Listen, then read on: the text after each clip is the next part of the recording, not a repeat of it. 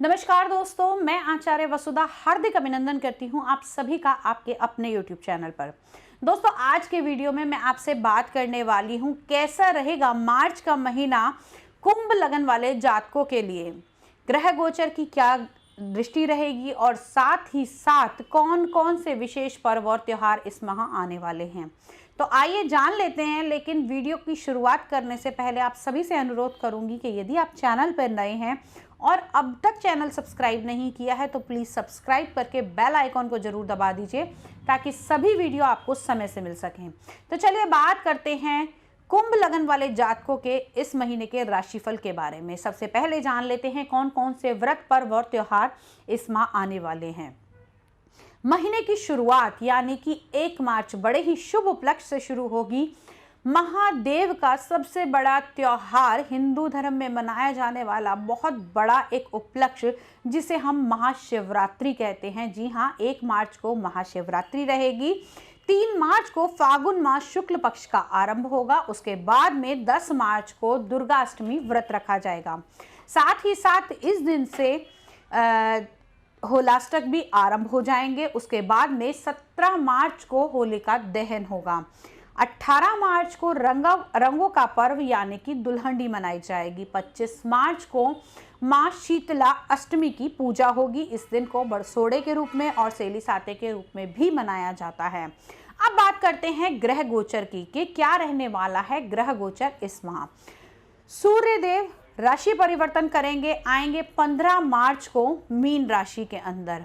मंगल मकर में ही विराजमान रहेंगे। साथ ही साथ बुध देव 6 मार्च को कुंभ राशि में प्रवेश करेंगे और 24 मार्च तक यहीं रहेंगे। फिर 24 मार्च को कुंभ से निकलकर मीन राशि यानी कि अपनी नीच राशि में प्रवेश करेंगे। शुक्र लगभग पूरे महीने यही रहने वाले हैं। उसके बाद में 31 मार्च को कुंभ राशि में प्रवेश करेंगे सुबह 8:39 पर। बड़े ग्रह यानी कि गुरु, राहु, केतु और शनि ये सभी राशि परिवर्तन करने वाले हैं अप्रैल के महीने में। तो अप्रैल का महीना बहुत ही विशेषकर होगा। बड़े बड़े बदलाव आएंगे। क्या होंगे ये बदलाव, वो जानने के लिए हमारे चैनल से जुड़े रहिए ताकि आने वाली वीडियो भी आपको समय से मिल जाए। तो चलिए अब बात करते हैं कि ये तो जो ग्रह गोचर है इसका आपके जीवन पर क्या प्रभाव पड़ने वाला है जान लेते हैं। अगर मैं बात करूं कुंभ लगन वाले जातकों के बारे में तो सूर्य देव स्टार्टिंग के 15 डेज, जी हाँ, यानी कि आधा महीना आपके लगन में ही विराजमान है। हालांकि इनके पुत्र की राशि है, लेकिन हम ग्रह गोचर की दृष्टि से इसे कहीं ना कहीं इनकी शत्रु राशि मानते हैं।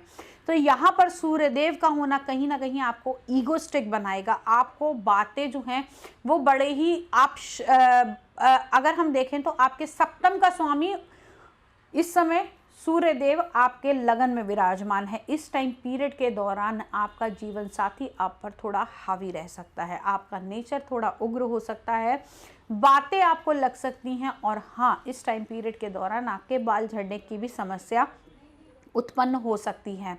कॉन्फिडेंस लेवल भरपूर रहेगा, पिता का सहयोग मिलेगा, बॉस का सानिध्य मिलेगा और जॉब में बढ़ोतरी होगी। ये तो सारी चीजें थी आपके लगन में विराजमान सूर्य को देखकर। इसके बाद में 15 मार्च को जैसे ही सूर्य राशि परिवर्तन करेंगे और आएंगे आपके दूसरे भाव में और यहाँ से सीधा सीधा एक्टिव करेंगे आपके अष्टम भाव को, तो कहीं ना कहीं आपका इम्यून और सबसे ज़्यादा बड़ी बात आपके फादर का इम्यून भी इस समय में ख़राब हो सकता है। फादर को अगर कोई रोग लगा हुआ है या फिर उनकी कोई मेडिसिन चल रही है तो उनको बहुत अधिक आपको ध्यान देने की आवश्यकता है। अब बात करते हैं आप लोगों के दूसरे भाव के, यानी कि दूसरा घर हमारे कुटुंब का, हमारे धन संचय का माना जाता है। कहीं ना कहीं सूर्य देव जब यहाँ दूसरे घर के अंदर आएंगे तो आंखों का भी आपको बहुत अधिक ध्यान देने की आवश्यकता है।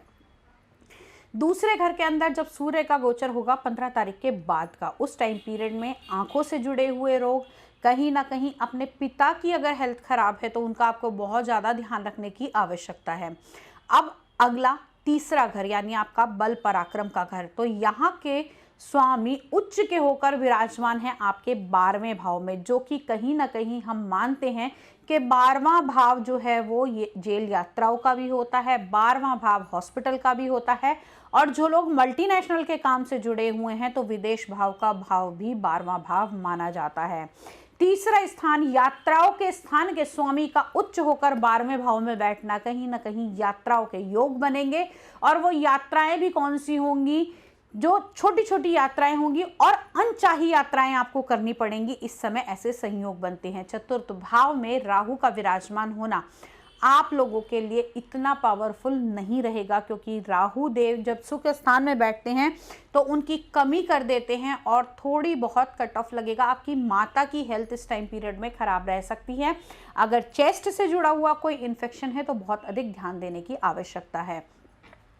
पंचम भाव के स्वामी का अभी 12वें में जाना यानी कि प्रेम संबंधों को थोड़ा कम कर देगा, सुखों को कम कर देगा। संतान भाव के स्वामी का 12वें भाव के अंदर जाना कहीं ना कहीं आपके बच्चे की बुद्धि के बल पर उसको एमएनसी से कोई लेटर मिल सकता है, कहीं बाहर की कंपनी में सिलेक्शन हो सकता है। और साथ ही साथ यदि आपके बच्चों ने किसी चीज़ का कंपटीशन का एग्ज़ाम दिया था तो उसके रिजल्ट भी अच्छे इस टाइम पीरियड के अंदर आ सकते हैं। लेकिन ये टाइम पीरियड आपको बहुत सोच समझ के, स्टार्टिंग के जो 5 दिन मैंने बताया उस टाइम पीरियड में रहेगा। जैसे ही बुध आपके लगन में आएंगे तो कहीं ना कहीं आपके बच्चों की मेहनत रंग लाती हुई दिखाई देगी। अब बात करते हैं आपके पारिवारिक यानी कि आपके दाम्पत्य जीवन के बारे में। तो अगर हम देखें तो आपके सप्तम का स्वामी लगन में विराजमान है, सुखों की पूर्ति होगी, डेली इनकम बढ़ेगी। गुप्तांगों से जुड़े हुए अगर कोई रोग हैं तो थोड़ा सा ध्यान देने की आवश्यकता है। लेकिन सूर्यदेव जैसे ही राशि परिवर्तन करेंगे उसके बाद में आपको थोड़ा सा आपके रीनल इन्फेक्शन को देखकर ध्यान देना पड़ेगा।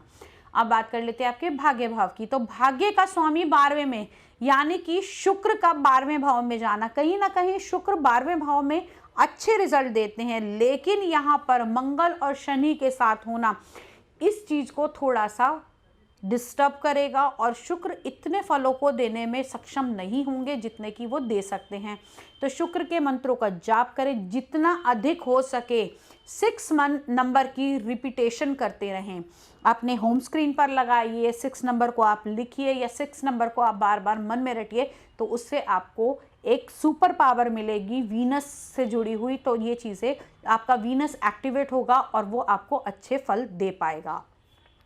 कर्म स्थान के अंदर केतु का विराजमान होना, कहीं ना कहीं जो कर्म स्थान का मालिक है वो उच्च होकर 12वें में बैठा है, यानी कि आपके कर्म में आपकी एनर्जी तो रहेगी, लेकिन वो एनर्जी कहाँ रहेगी, आप अत्यधिक अगर एनर्जी का इस्तेमाल करेंगे तो आपकी जो लेबर है या जो लोग आपके अंडर में काम करते हैं वो आपके खिलाफ हो जाएंगे।